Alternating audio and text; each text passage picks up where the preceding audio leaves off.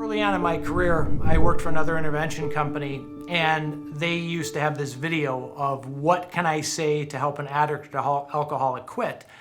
And families loved it because they actually believed, this isn't true by the way, but they actually believed there was like these special quotes or phrases they can use or say that would honestly make their loved one quit.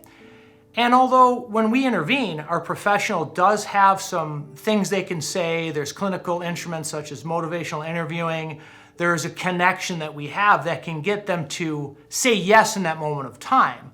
But there's absolutely nothing you can say to make or help them quit for a lifetime, or anything you're gonna say that in that moment they're gonna say, I'm never using again. And I know a lot of parents watching this, I know dad always wants to give their son that heartfelt speech, or we think, their old childhood friend's gonna connect with them. And that all works momentarily in that moment in time, but stop looking for the magic words of what can I say to help my loved one quit, because what helps your loved one quit are your actions as a family, about you sending the message that you're not going to play second place to the addiction any longer. It's about the craft model of intervention where we stop rewarding people for bad behavior.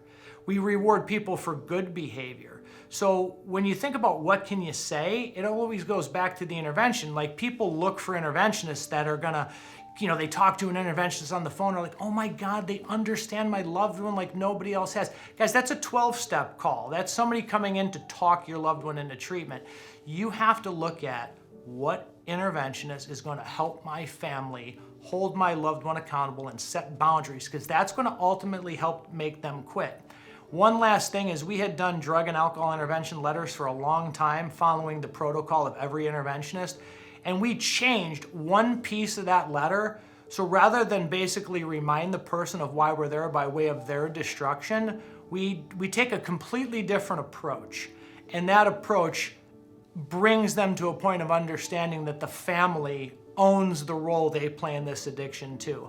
Now that makes a big difference. But even then, it's not what it is we say, because that lasts for a moment in time. It's about following through with that for a lifetime. So guys, the next time you're looking for that magic bullet and you're talking to somebody on the phone that sounds so great and they're connecting with your loved one and you're thinking, oh my God, they're just like my son, they're gonna be great. You gotta stop looking at them, because they're not going to be able to make your loved one stop or quit.